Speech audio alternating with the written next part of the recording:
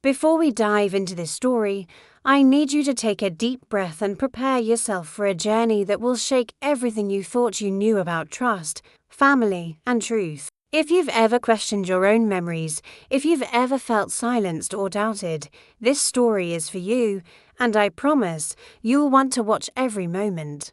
So hit that subscribe button, give this video a like, and share your thoughts in the comments because your voice matters just as much as hers. Don't skip a second. The truth is about to unravel in ways you'll never forget. I was on my knees on the cold wooden floor, January 12, 2023, fingertips trembling as I held the letter that ruined every memory I thought was mine. My breath was shallow, like the walls were closing in, like every heartbeat echoed a betrayal I should have seen years ago. I remember whispering, "No, not you," even though deep down, I always feared it. Outside, the evening rain hit the tin roof of our old house in interior Pennsylvania, the same sound I grew up hearing, the one that once meant safety but now felt like a countdown to the truth. They called me crazy for years, dramatic, unstable. Too emotional, as my aunt liked to say at every family gathering. I believed them. I swallowed every accusation like bitter medicine because family isn't supposed to lie like this, right? But there I was at 31, knees bruised, holding letters that proved I wasn't broken. I was betrayed, the ink had faded, but the words sliced fresh. And the smell of old paper mixed with dust and mold from the attic made my stomach twist. I thought of every therapy session where I said, maybe I'm imagining things, every night I cried into a pillow praying to be normal. And every time someone in my family smiled while twisting the knife just a little deeper. For 26 years they rehearsed the same line, "She's imagining everything, poor thing just needs help." It was easier than admitting they were the ones who created the nightmare. I remember being 9, standing barefoot in the kitchen in 2001, the linoleum sticky under my feet as my grandmother leaned down with that soft voice she weaponized so beautifully. "Sweetheart, sometimes you dream things that feel real. But don't tell people, they'll misunderstand. At 9 you don't question things, you just want to be good, to be loved," so I nodded and swallowed silence like it was a promise. Years passed like that. Middle school, high school, college, the same narrative. Whenever I questioned, they suggested a break. Whenever I cried, they said I needed to calm down and be grateful. And every time I tried to become independent, moving to Philadelphia for university, working double shifts at the bookstore, saving every dime of my $11 an hour paycheck, they pulled me back with guilt. Family comes first, money doesn't buy loyalty, you're not ready to live alone, we worry about you. I believed sacrifice meant love, so I returned home every holiday, every crisis, every emotional emergency they staged just so I wouldn't drift too far. They never wanted me independent, they wanted me small, predictable, self-doubting. And it worked. God, it worked so well I almost married someone who reminded me of them, someone who praised obedience instead of strength. The attic was always forbidden, full of dangerous insulation, they said. And for 20 years I listened. But grief does strange things. After Grandma passed last winter, I went up there searching for closure. Answers, maybe proof she loved me the way she claimed. Dust danced in the light from the single window, and the smell of cedar mixed with something sour, like time itself had rotted. I found a box labeled charity receipts, taped like someone feared the world discovering generosity. But inside were letters, dozens, maybe hundreds, tied with fraying ribbon, dated from 1997 to 2015. My name appeared on the outside of so many envelopes. I still remember the first line I read, "She keeps asking why he visits her room." I told her it's her imagination. We must stay consistent, my vision blurred. My hand shook. The page crackled as though resisting resurrection. Every sentence crawled under my skin. "If she speaks again, we'll send her away, she's impressionable. Don't let her think she has power.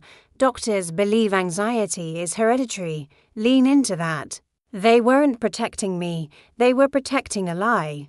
I thought remembering pain made me weak, when truthfully forgetting it would have destroyed me. All those years I thought I was oversensitive, dramatic, broken. No. They gaslight a child and called it love. In the middle of that attic, I heard their voices, not ghosts, but memories, rehearsed speeches disguised as affection. My aunt touching my shoulder at Christmas 2018 saying, "We only want what's best." My uncle's firm tone, "Stop digging into the past, it does no good." My mother's tear-filled threats, "You don't know what you're saying. Don't ruin this family." And suddenly I understood. Their unity wasn't loyalty, it was fear of exposure. They didn't call me crazy because they believed it. They called me crazy because they were terrified I'd remember. Terrified truth might have a voice. Terrified the child they silenced grew into a woman who could speak. The rain outside grew louder, like the world was holding its breath with me. I clutched those letters so hard the paper cut my thumb, blood spotting the yellowed ink, mixing past and present in one brutal moment. I wasn't imagining things. I never was. And now that I had proof, everything, every memory, every loving moment, snapped into place like a picture finally coming into focus. My mind raced. What would they say now? Would they cry again, beg, threaten? Pretend ignorance? And a question hit me so violently I felt dizzy. If they lied about this, what else was a lie? The childhood stories. The illness they insisted I had. The reasons I could never leave without guilt ripping me apart. Every sacrifice I made, the years helping with bills, the cancelled internship in 2016 because family needed me, the savings I gave temporarily that never returned, were part of a narrative I never wrote. They shaped me through fear, shaped my reality, shaped my sense of self. And yet, they underestimated one thing: truth doesn't die in silence, it waits.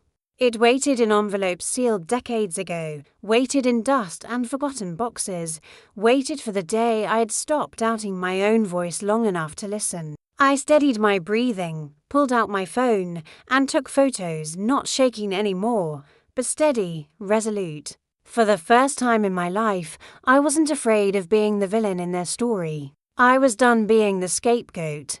I was done apologizing for remembering. The letters weren't just paper, they were freedom inked in betrayal. And as I stood up, legs weak but spine straighter than ever, one truth burned clear inside me: being called crazy was their last defense. Finding these letters was my first weapon. I was still in the attic when I heard the front door slam downstairs, a sound that cracked through the silence like a warning shot. My heartbeat pulsed in my ears, a static roar drowning out every rational thought. The house smelled like wet earth and old secrets. The air felt too thick to swallow.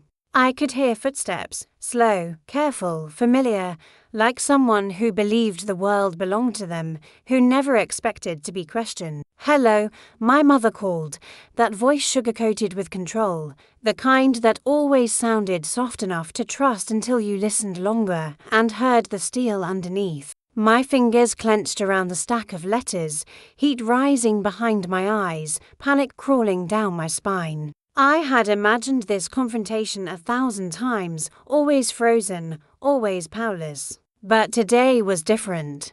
Today I had proof, and proof is louder than fear. The floorboards under my knees groaned as I stood, dust sticking to my palms. My breath shook, but I didn't break, not this time. Not after discovering that my childhood wasn't fragile because I was weak, but because they built it on cracks. Every memory flooded back, her telling teachers I was overly imaginative. The quiet appointments with family-approved therapists who always ended their notes with patient struggles with reality perception. The time I was 14 and begged her to believe me, tears soaking my pillow. And she just stroked my hair and whispered, "Sweetheart, you scare yourself." That sentence had lived inside me for years, like a curse. Now I knew the truth. It wasn't fear I was drowning in, it was their lies. I walked down the attic steps slowly because my legs felt like they were made of shaking glass, but I walked anyway, inch by inch, breath by breath. When I reached the bottom, she stood in the hallway holding a grocery bag. The smell of rain-soaked paper and supermarket chicken drifted between us. Her eyes landed on the papers in my hand, and in one flicker, so fast most people would miss it, the mask slipped. A flash of something cold, calculating, ancient as the lies she raised me on. "What are you doing up there?" she asked, voice too bright, tone pulled tight like a violin string seconds before snapping. For the first time, I heard the performance in every syllable. I didn't answer, not immediately. Instead, I held up the letters. Her face paled, color draining like someone had pulled a plug. "Where did you get those?" she whispered, and suddenly it wasn't worry, or confusion, or even anger I heard. It was fear. Real fear. The kind predators feel only when the trap they set finally closes on them instead. "The attic," I said, my voice steadier than I felt. "You said it was dangerous." Her jaw tightened. "It is." "You shouldn't have gone up there," I laughed. Too loud, too sharp, the sound bouncing off the old wallpaper like it didn't belong in this house. Maybe I never did either. "I found letters," I said, softer now, like the quiet after a siren. "I found everything." Silence swelled between us, thick as fog. And then, in the smallest voice I had ever heard from her, she said, "You were never supposed to read those." She didn't deny. She didn't ask what I meant. She knew exactly which truths I held. My knees nearly buckled.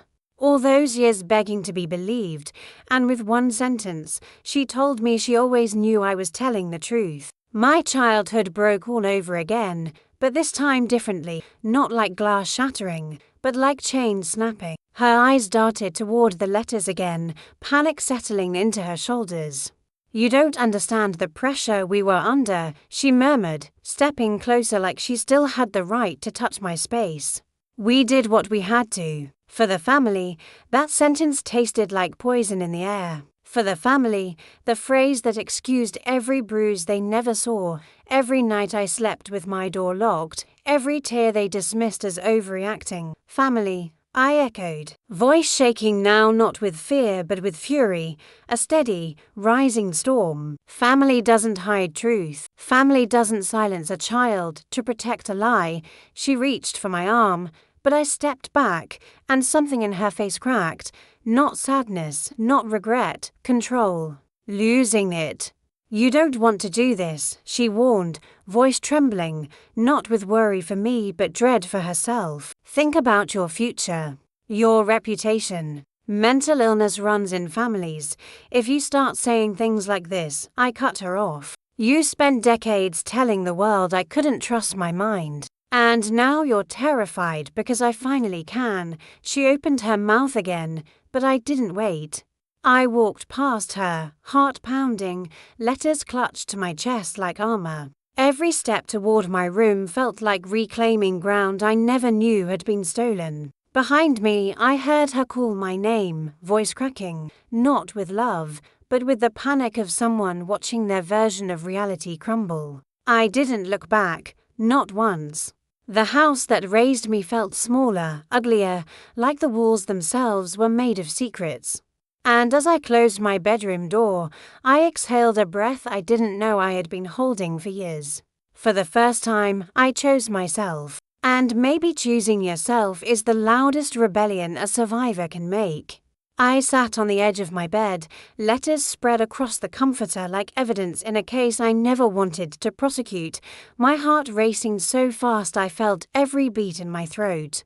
The room that once felt like a refuge now pulsed with tension, the wallpaper peeling in the corner, the faint hum of the old ceiling fan struggling against silence thick enough to choke on. My hands shook as I reread the letter dated April 3, 2005. I was 13. She asked again why he comes to her room. We reminded her that dreams can play tricks. My stomach twisted hard, like I'd swallowed stone. I remembered that night, the smell of cold sweat, the creak of the hallway floor, the way fear crawled across my skin like insects. And I remembered asking my mother the next morning, voice shaking, tiny bravery in a child's throat. It was just a nightmare, she had said, brushing hair from my face with the same hand now stained with decades of lies. Now I knew she wasn't comforting me, she was cornering me in their false reality, one whisper at a time. I pressed my palms into my eyes until stars sparked behind my lids, until memory and rage mixed into something heavy and burning. For years I questioned every instinct, every recollection, every tremor in my voice, all because they planted doubt like seeds in fresh soil, and I watered it unknowingly, growing a forest of self-doubt that nearly swallowed me whole. How many moments in my life had I rewritten to protect their truth? How many nights did I blame myself for not forgetting faster, not staying quiet enough, not being the perfect child they needed to keep the lie intact? I heard footsteps again, softer now, like someone pacing outside my door, testing the lock with their presence instead of their hands. My phone buzzed, a message from my aunt, "We need to talk before you do anything stupid." Another buzz, "My uncle, your mother is worried. Don't make rash decisions. We are family." The irony felt like acid in my veins. Family. That word had become a weapon sharpened over decades, trimmed with tradition, guilt, obligation. I stood and walked to the mirror, and for a moment I didn't recognize the person staring back, eyes red, shoulders tense, jaw tight, but not broken. There was something fierce there, something alive. I whispered to my reflection, "You're not crazy," and the confession hit me harder than anything else, because I needed to hear it, even from myself. Years of silence had taught my body to freeze, to comply, to dissolve, but the truth in my hands rewired something deep inside me. I wasn't the scared girl anymore. I wasn't the fragile woman who second-guessed every breath. I was someone who remembered, and remembering is dangerous to people who depend on your doubt. I sorted the letters chronologically, ink smudges rubbing onto my fingertips like ghosts still clinging. The farther I read, the clearer it became. I had been raised in a story written by people desperate to erase anything inconvenient, even me. They had curated my reality like a museum exhibit, polished lies disguised as concern, and every time I got too close to the truth, they shut the lights off. My phone buzzed again, this time a voicemail, my cousin's voice shaky, rehearsed. "Hey, your mom said you're having one of your episodes again. Just call us, okay?" The word slammed into me like a punch. One of your episodes. Code for don't believe her, she's unstable. They hadn't even seen the evidence yet, but the script was already rolling, the performance already underway. It was efficient, practiced. They had spent years building the narrative. I couldn't expect them to surrender it without a fight. A text from my mother popped up next, "Come downstairs. Let's talk like adults." I stared at the screen, my pulse steady but cold. Adults, the same adults who silenced a child and called it parenting. The same adults who wrote in ink what they buried in shame. I didn't go downstairs. Instead, I reached into the top drawer of my nightstand and pulled out a folder where I kept receipts, old IDs, pay stubs, and a customer copy from the therapist's office dated October 19th, 2018, the day I told her my memories felt real, and she said calmly, "Truth often feels like confusion when it's been buried long enough." That therapist refused another appointment after my mother had a talk with her. I never understood why, until now. Someone had been pulling strings longer than I realized. The thought made my hands clench until my knuckles ached. I gathered the letters carefully, slid them into a backpack like sacred relics, and zipped it tight. If they wanted control, they would learn what it felt like to lose it. For once, I wouldn't run, I would rise. And nothing terrifies a liar more than a voice they couldn't silence anymore. I zipped the backpack slowly, the teeth of the zipper scraping like metal on bone, my pulse steady but electric beneath my skin. Outside, the sky was turning the color of bruised violet, dusk settling over the old fields behind our house where I once chased fireflies and innocence. My room felt too small, too full of ghosts and rehearsed apologies, the wallpaper yellowing like aged memories. I could hear murmurs downstairs, my mother's voice low, urgent, someone else's footsteps joining hers. They weren't waiting, they were planning. Panic brushed the back of my neck but didn't settle. Fear wasn't in control anymore, clarity was. I grabbed my jacket from the chair, the denim stiff, pocket still holding ticket stubs from a life I built outside this house, a life they tried to convince me was a fantasy. When I opened the bedroom door, the hallway lights flickered, maybe from the storm, maybe from the weight of truth stretching the walls. I stepped into the hall, floorboards whining under my weight. Every inch of this house had witnessed my silence. Tonight it would witness my voice. As I reached the bottom of the stairs, my mother stood near the kitchen doorway, clutching a phone like a lifeline, eyes red but unbroken, the metallic smell of tension thicker than the scent of the stew simmering on the stove. Beside her, my uncle, the one who always smelled of aftershave and bourbon, leaned against the counter, arms crossed, jaw tight. "We don't have to do this," my mother whispered, rehearsed softness dripping like syrup.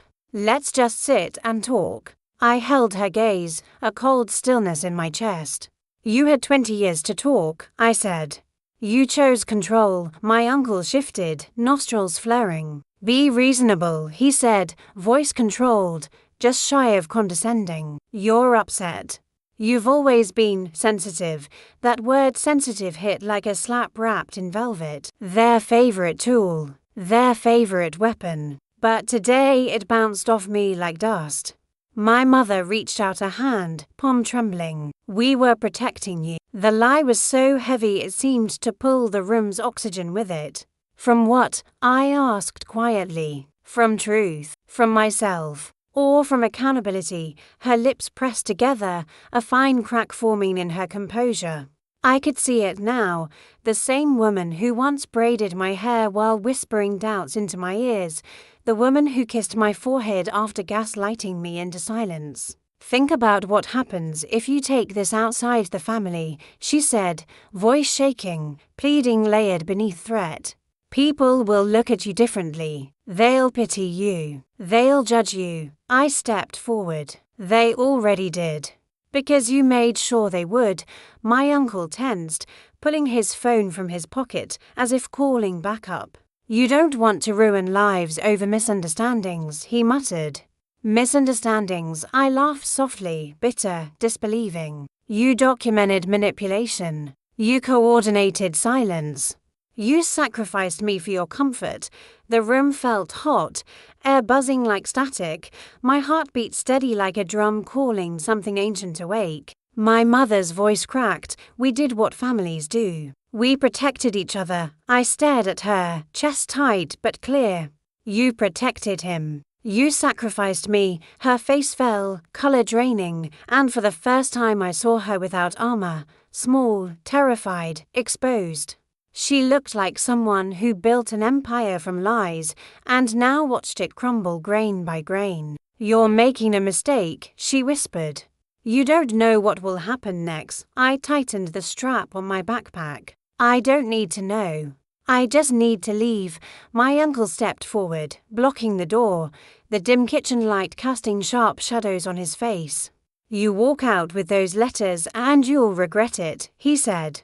Something cold slid into his tone, the side of him they only showed behind closed doors. I met his stare, and for the first time in my life, I didn't shrink. "I already regret everything that happened inside this house," I said. "Leaving is the first thing I won't regret." For a moment, no one moved. The clock ticked above the stove, slow, loud, each second stretching like rope. My mother whispered my name, a tremor in her voice, not love, fear. Fear of exposure. Fear of the truth breathing outside these walls. I reached for the doorknob, and when my uncle shifted again, I said quietly, "Touch me and I file police reports with copies of every page. And trust me, I won't be the one people doubt anymore." That stopped him. Control drained from his posture, replaced by uncertainty, a predator unsure if the prey still feared him. I opened the door. The storm wind rushed in, cool and sharp, soaking the entry rug with rain. The world outside smelled like wet asphalt, pine, and possibility. I stepped out, one foot on the porch, and turned back just long enough to say, "You spent my whole life telling people I was unstable. Now you get to watch me prove you wrong," my mother sobbed quietly behind her hand. My uncle glared like I had stolen something. And maybe I had. Power. Narrative silence.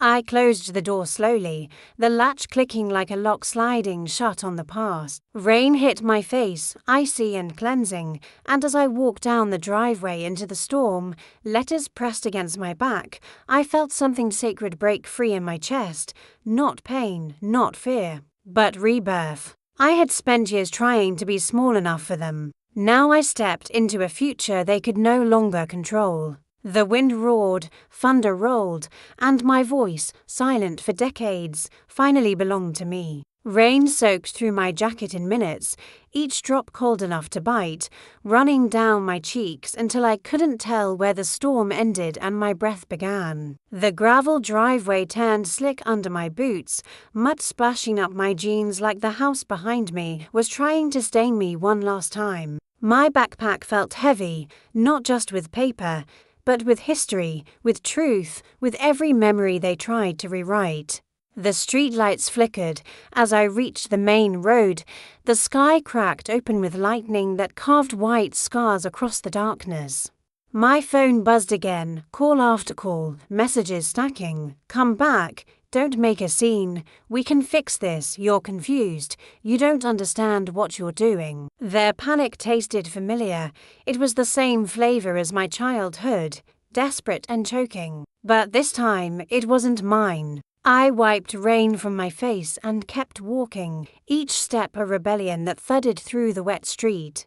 Cars hissed by, headlights blurring like smudged memories. The world looked bigger than I remembered, louder, realer, like color had been leaking into my life slowly, and I was finally seeing the saturation. I reached the old gas station at the corner, the one I used to buy popsicles from in summer, when I still thought innocence was permanent. The neon sign buzzed, humming like my thoughts, and I stood under the awning trying to catch my breath. Inside, fluorescent lights washed over shelves of chips and lottery tickets, and for a moment, normalcy hit me so hard my knees nearly gave out. Ordinary life existed out here. People laughed, bought cigarettes, argued about nothing, lived without secrets crawling under their skin. I pressed my palm to the glass, grounding myself, if you're feeling the tension rising, the heartbreak and betrayal sinking in, pause for a moment. Take a breath. And while you do, subscribe to the channel so you don't miss the rest of this journey. Leave a comment about how this story makes you feel, because your reactions are part of this story now. And if your heart is racing, if this is hitting too close to home, smash that like button. Every share spreads awareness about the hidden truths so many of us live with silently. Breath fogging the window. For the first time in years, I wasn't asking myself, what if they're right?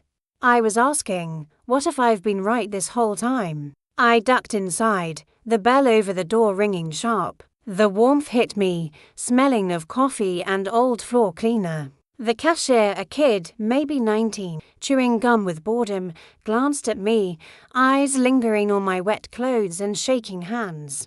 "Rough night?" he asked casually, unaware that the world I knew had just detonated. "Something like that," I whispered. I pulled out a $5 bill, crumpled and damp, and bought a cheap phone charger and a bottle of water. My reflection in the glass cooler door startled me, drenched hair sticking to my face, eyes swollen, jaw clenched like I was holding myself together by force alone. Not broken, just battle-worn. When I stepped outside again, the storm had softened into steady rain, like the sky had gotten tired of screaming. I sat on the curb, plugged my phone into the outlet by the ice machine, and scrolled through the messages again. My aunt, "Come home. We all love you." Then another immediately after, "Don't you dare try to ruin us." The mask slipping right through the text. "My mother, please. Come talk. Don't involve anyone else. This is family business. And then the gut punch, the message I always feared, the one designed to pull me back. If you walk away from us, you walk away from everything. A familiar panic flickered in my chest, the kind that used to paralyze me, freeze me in place like a child caught breathing wrong. But this time, something stronger rose up, slow and steady as dawn. I never had anything that was truly mine to walk away from, I typed back. And I hit send without shaking. Thunder rolled again, distant now. My fingers loosened around the phone. I took the letters out, carefully shielding them from the rain, and reread one that hurt the most, the one where they discussed sending me somewhere quiet if I kept remembering. Somewhere quiet, a facility, a disappearance disguised as help. If I hadn't learned how to silence myself, I might not be sitting here at all. A chill crawled up my spine that had nothing to do with weather. They almost erased me. They almost won. But truth didn't sleep. Truth waited. And tonight, it woke. A car pulled into the lot, headlights sweeping across me, and for a heartbeat, fear clawed up again. But it wasn't them. It was just a woman getting gas, humming to herself, living her life untouched by mine. The normalcy steadied me again, like proof that life existed beyond their grip. My phone showed the time, 8:57 p.m. The world was still spinning. People still existed. And so did I. I stood, slung the backpack over my shoulder, and started walking again, each step lighter, my breath deeper. I didn't know where I'd sleep tonight, a motel, a friend's couch, maybe a train station bench if I had to, but I knew something for the first time. I was not going back. Not to rewrite their version, not to soften truth for their comfort, not to disappear into guilt again. Leaving wasn't the fall, it was the flight. And even though the night was dark and the rain cold, something warm unfurled slowly in my chest, not joy, not yet, but freedom stretching its limbs after years in chains. I whispered into the night, voice steady, you survived. It wasn't dramatic, it wasn't loud, but it was mine, every word mine. And as I walked into the dark road, headlights far in the distance, the world ahead unknown and terrifying and wide open, I knew there was no version of my life where I would ever shrink again just to fit inside there. Lies. The truth had teeth, and for the first time, it was biting for me. The rain eased into a mist as I walked, each step softer now, shoes squelching, water dripping rhythmically from the brim of the gas station awning I had just left behind. The night smelled like damp asphalt, rust, and the faint sweetness of wet grass, and every breath I took felt cleaner, sharper. Like my lungs were finally learning what oxygen without fear tasted like. I made it to blocks before the adrenaline began to fade, leaving a trembling exhaustion in its wake, a bone-deep fatigue that came not from running, but from releasing weight I carried for decades. I ducked beneath the overhang of a closed bakery, the metal shutters down, the sign above me flickering open even though it couldn't be further from true. My phone screen glowed in the dark as I scrolled through my contacts, names I once trusted felt. Sharp, dangerous. Who could I call? Who hadn't been conditioned to doubt me? Who hadn't been fed a curated version of me, fragile, dramatic, unstable? I hesitated on Anna's name, my college roommate from sophomore year, the one who once sat on the dorm floor with me at 3 a.m., holding my shaking hands after a nightmare I couldn't explain. She didn't ask questions then, she just believed my fear was real, even when I couldn't articulate why. My thumb hovered, breath catching, then I pressed call, 1 ring, 2, 3. I almost hung up, panic flaring that maybe they warned her too, maybe they always controlled the narrative further than I knew. Then her voice cut through the speaker, tired but warm. Hey, everything okay? My throat closed for a second. Is everything okay? The question felt surreal. No, I whispered, voice cracking. And I think I finally understand why. She was silent for a beat, processing the tremor in my words. Then, where are you? No disbelief. No judgment. Just presence. Just care. I gave her the street name, my voice shaking again, not from fear this time, but from the shock of being believed. Stay there, she said, tone firm in a way that steadied me. I'm coming, the line clicked. The bakery overhang felt like shelter for the first time that night. I slid down the cold wall, knees drawn to my chest, backpack still hugged tight. Cars hissed by, their taillights smearing red through the mist. For a moment, I bowed my head, forehead resting against damp denim, and I let the truth settle, not just what they did, but what I survived. Survival isn't triumphant, it's raw, shaky, unfinished. And yet I sat there breathing proof of it. 10 minutes passed, then headlights slowed, a car pulling up. Anna stepped out, sweater oversized, hair messy from sleep, worry etched into her features. The sight of her nearly broke me. Hey, she whispered, kneeling in front of me. You're safe. Get in the car.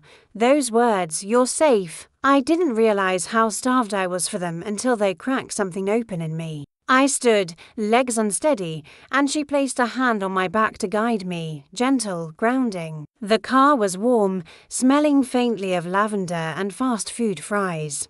When the door closed, the outside world muffled, like I had crossed an invisible line. She didn't ask right away. Instead, she passed me a towel from the back seat and a water bottle. Whenever you're ready, she said softly. I didn't spill everything at once.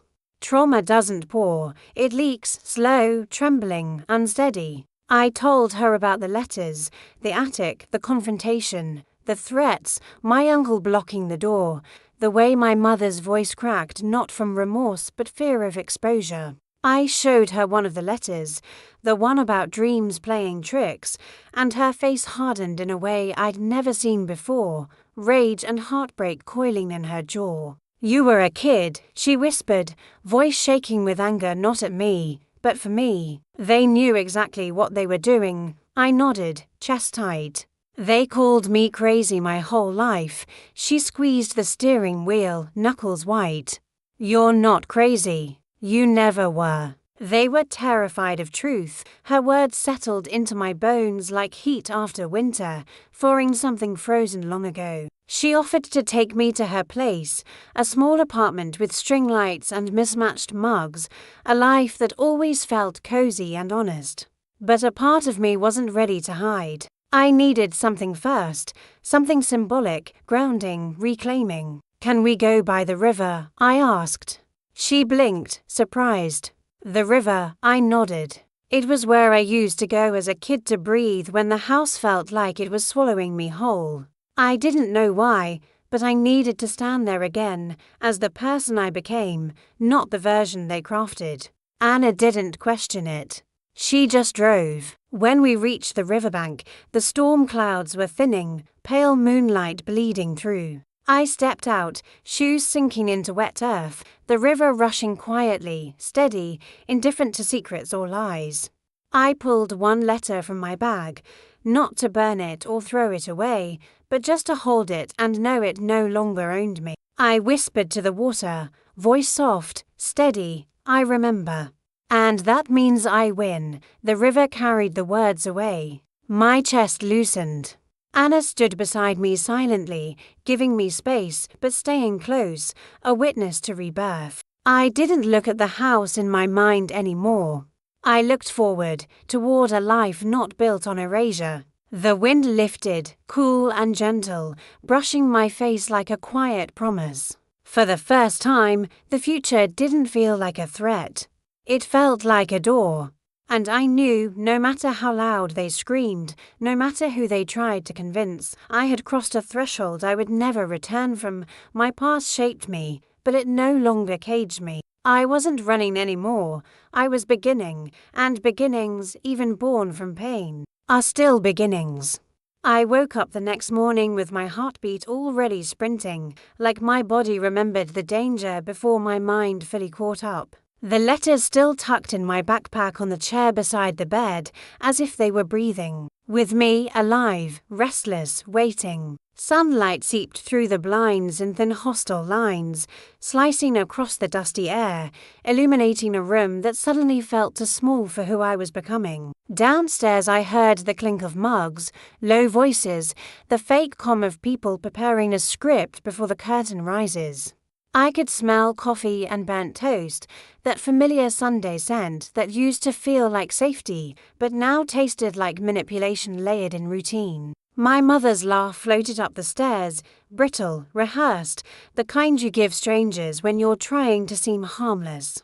I sat up, my throat tight, remembering every time she told someone. She's always been emotional, her imagination runs wild, as though my pain was a personality flaw she had to politely explain. I touched the backpack like it was armor and whispered, "Not today," letting the words settle in the room like dust over broken glass. I thought about leaving quietly, disappearing, letting the truth protect me instead of confronting them in this house that had memorized my fear, but then I heard his voice, low, still carrying the authority of someone who believed obedience was love.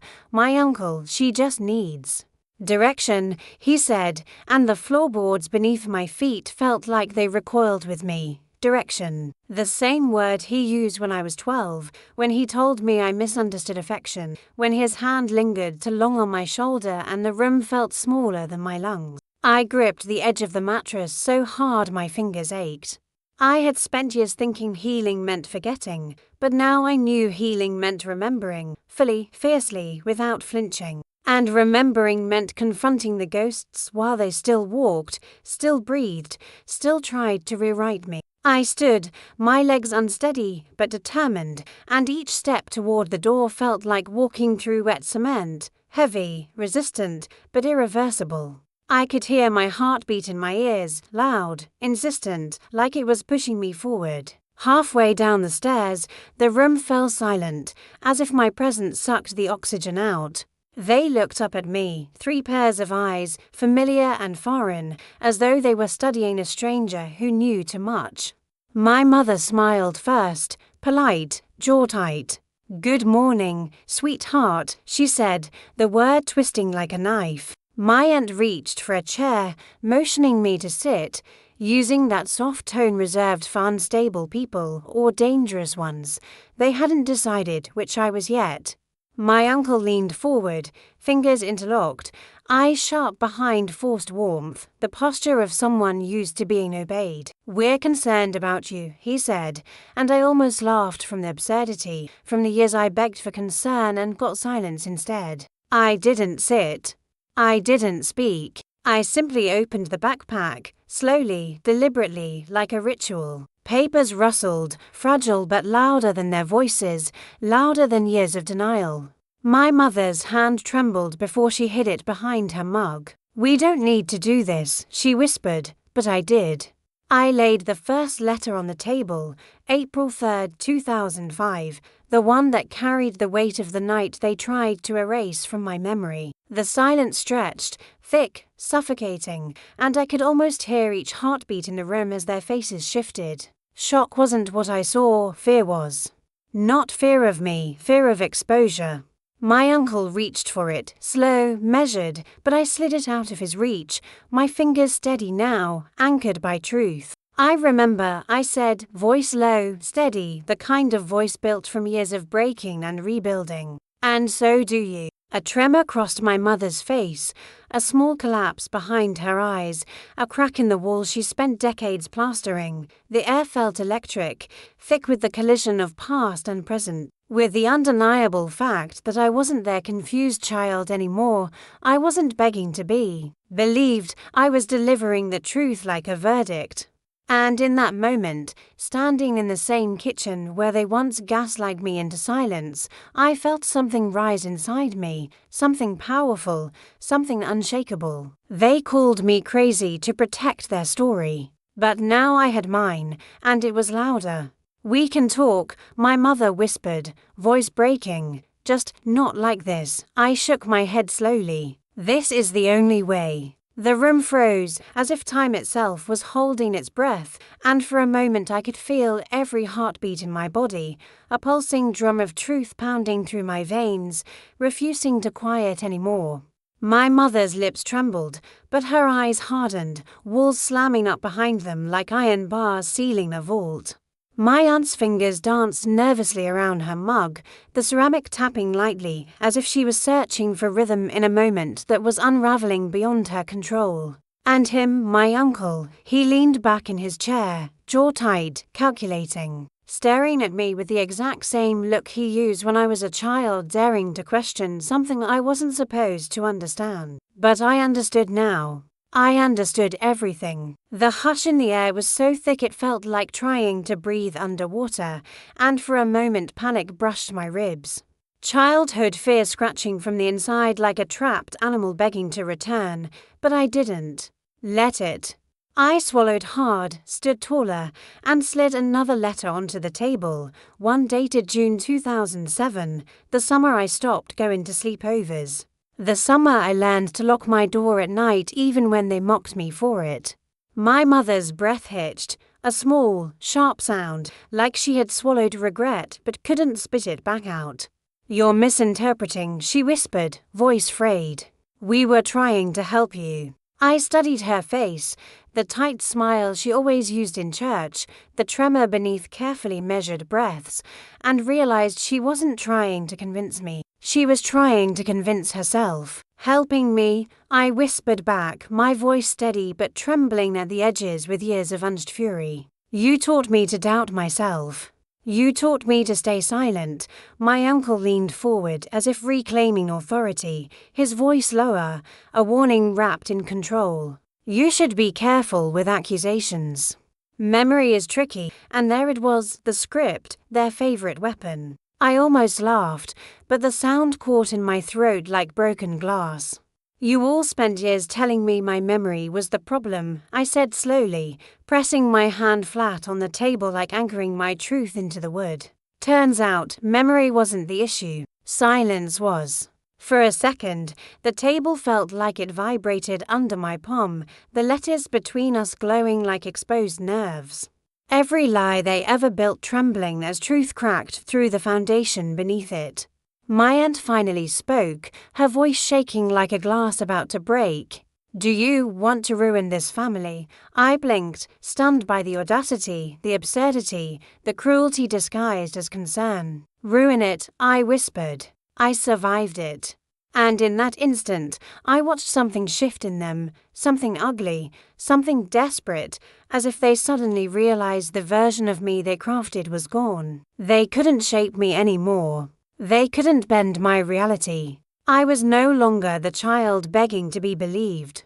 I was the witness testifying. My mother stood abruptly, the chair legs screeching against the tile, that sound slicing through the room like panic escaping her chest. "This is enough," she snapped, her voice trembling as she tried to reclaim control, but control no longer belonged to her. It never should have. I gathered the letters slowly, not hurried, not afraid, every rustle a declaration, every paper a scar turned into proof. "No," I said softly, firmly, as clarity settled over me like sunrise over ruins. "This is the beginning." The words fell heavy, undeniable, sealing a truth that could no longer be buried beneath family loyalty or forced silence. And in that strange quiet moment, surrounded by the people who broke me and called it protection, I felt the ground shift beneath us all. Because they finally understood what I already knew, I remembered. And I wasn't leaving that truth behind ever again. I walked away from that kitchen table like someone stepping out of a burning building, smoke still in my lungs, flames still licking at my memories. But finally breathing air that wasn't poisoned by someone else's version of truth. My legs felt heavy, trembling slightly, as if every step was rewiring muscles that had only ever been trained to retreat. Behind me I heard my mother murmuring something frantic, desperate, a voice cracking under the weight of a story slipping out of her hands. My uncle whispered harshly, a hiss more than a voice, and my aunt tried to soothe him with a shaky "she just needs time," but the panic under her tone betrayed her. I climbed the stairs slowly, each footfall echoing like a countdown, the letters tucked against my chest like a heartbeat outside my body. Part of me expected them to follow, to grab my arm, to start screaming, to drag me back into the script, but they didn't. Silence followed me instead, thick as grief, heavy as guilt, but it wasn't mine anymore. In my room, the air felt colder, as if the walls had witnessed too much truth at once and didn't know how to hold it. I sat on the edge of the bed, fingers gripping the letters, and for the first time in years I didn't feel confusion buzzing inside me. I felt clarity, sharp and grounded, like stepping barefoot on stone instead of fog. My breath steadied, slow and deliberate, lungs remembering they didn't exist to carry secrets. Then my phone buzzed. A notification from a group chat I had been muted from for months, Family Prayer Circle. I almost ignored it, but curiosity tugged. When I opened it, the message was already there. Pray for her. She's struggling again. Lord, give us strength. And beneath it, a string of sympathetic emojis and passive-aggressive scripture quotes about forgiveness and obedience. My stomach twisted, not with doubt this time, but with a bitter clarity. Even here, even now, they weren't addressing me, they were shaping the narrative. I typed, then paused, then deleted. I didn't owe explanations to people who only ever prayed for my silence. Instead, I scrolled to the last unread message from my therapist from years ago, the one I never responded to. If you ever feel ready to talk again, you're not alone. I stared at those words until my eyes burned, and a tear slid down my cheek, hot and honest, not from fear or grief, but from the shock of finally feeling seen, even in a forgotten text. Something loosened in my chest. A knot decades old slowly unfurling. Before I could overthink, I dialed her number. It rang twice before the voicemail clicked, her voice soft, familiar. "You've reached." I hung up, heart pounding, but not from dread, from possibility. I would call again, just not yet. Not while my voice still trembled like a newborn strength learning how to stand. I wiped my face with the back of my hand and looked at the mirror on my closet door. My reflection stared back, tired eyes, messy hair, a person who had been buried alive and dug themselves out one breath at a time. I whispered, "I believe you," and the room felt different, bigger, somehow. My chest loosened more. I breathed deeper. My hands stopped shaking. For so long, the only reality I had was the one they handed me, wrapped in manipulation and labeled love. But truth was louder than memory now. Truth was louder than fear. A soft knock interrupted the stillness. My mother. No anger in her voice, just exhaustion. "Can we talk?" I didn't answer, not yet. Talking meant stepping back into their world, their rules, their definitions. And I wasn't ready to shrink again. I stayed silent, and after a moment I heard her sigh, a break in her breath like someone grieving the collapse of control. "Please don't ruin everything," she whispered. My throat tightened, not with guilt, but with the painful realization that everything she wanted to preserve was the lie. I waited until her footsteps faded, then opened my window, letting cold air wash over me, grounding me in the present. Outside, life moved. Cars passed. A dog barked. Kids laughed down the street. The world didn't shift or crack or crumble just because I finally told the truth. It kept moving, and I realized, so could I. I sat again, letters spread around me like mosaic pieces of a story finally fitting together. My voice didn't shake when I spoke now, even if I was only speaking to the quiet. "They spent years rewriting me," I whispered, but they forgot I could write too. I didn't know what would happen next. Maybe they'd deny everything. Maybe they'd turn the entire family against me. Maybe they'd pretend to support me only to rewrite the narrative again later. But for the first time, I didn't need their version of me to exist. I had my own, and it was real. It was painful. It was complicated, but it was mine. I gathered the letters gently, placed them in a folder, then tucked it into my bag again. I didn't need to run, but I also didn't need to stay. Healing didn't always look like confrontation or forgiveness or closure tied with a neat emotional bow. Sometimes healing looked like simply knowing the truth and choosing yourself anyway. And that, right now, was enough. I woke to a pale dawn, the light spilling through the blinds in quiet, patient streaks that didn't demand anything of me. The letters were back in my backpack, resting against my ribs like a heartbeat that had been missing for years. Outside, the air smelled of wet earth and faint smoke from someone's early morning fire, ordinary, mundane, unbothered by the weight of secrets I carried. I dressed slowly, methodically, letting the ritual itself feel like reclamation. Every zipper, every fold of clothing, every laced shoe was deliberate like the years of my life I had reclaimed step by step. I glanced at the mirror and saw her, the woman who had survived manipulation, betrayal, and gaslighting, looking back. Not fragile, not broken, but undeniably present, undeniably real. My reflection didn't just show me, it reflected the past I had endured, the lies I had resisted, the truths I had unearthed. It was a confrontation all by itself, staring me down, unflinching. I took a deep breath, feeling the rise and fall of my chest as a claim, a declaration: I exist. I remember. I am not theirs to rewrite. The storm of the night before had passed, leaving behind rain-soaked streets and an unfamiliar clarity that pressed into my chest like sunlight. For the first time in decades, I didn't have to navigate my life through the lens of their fear or approval. I could step forward without apology, without explanation, carrying the letters as both shield and proof. I left the apartment with Anna at my side, walking past familiar streets that now felt like strangers, new under my feet. Every sound, birds chirping, tires humming against wet asphalt, distant voices of people who had no idea, grounded me in the present. In a world that continued to turn even as my own had been frozen in manipulation for so long. We walked in silence, letting the morning air soak into our bones.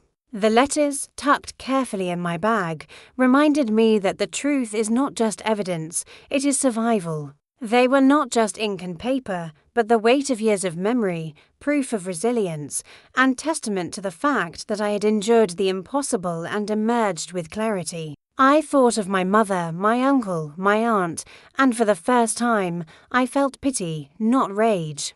Not the small, frustrated pity of someone trapped, but the larger, quiet pity of someone who had been so committed to control that they couldn't recognize reality when it stared them in the face.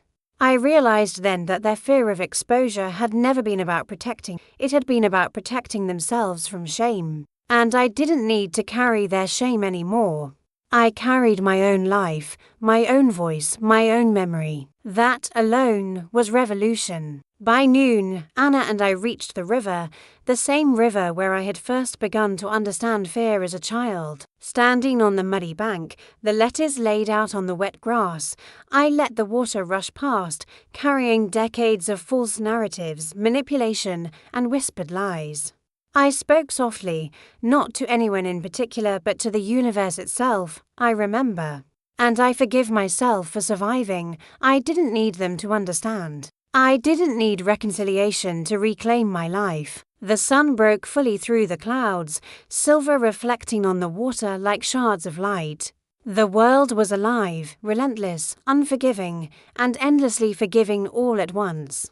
And I realized that was how I needed to be, alive, resilient, and capable of moving forward with scars that weren't just wounds, but maps showing every place I had survived. I folded the letters carefully, letting the river's song drown out the echoes of my past. I understood fully that the years of sacrifice, manipulation, and impossible requests had forged a truth in me no lie could erase. And though I would always remember the fear, the deceit, and the silences forced upon me, I also remembered the courage it took to reclaim my own voice, my own story. I would carry that forward, Not in anger, not in vengeance, but in quiet, undeniable strength. I had survived, I had remembered, and finally, I was free. Now that you've witnessed the full story, take a second to reflect. This isn't just a tale, it's proof that even the deepest lies can't erase the power of truth. If this story moved you, subscribe to stay with us on journeys that challenge everything you thought you knew. Share your thoughts and experiences in the comments, because your story deserves to be heard too. And don't forget to like and share this video. Every click helps shed light on the silenced voices that need to be remembered.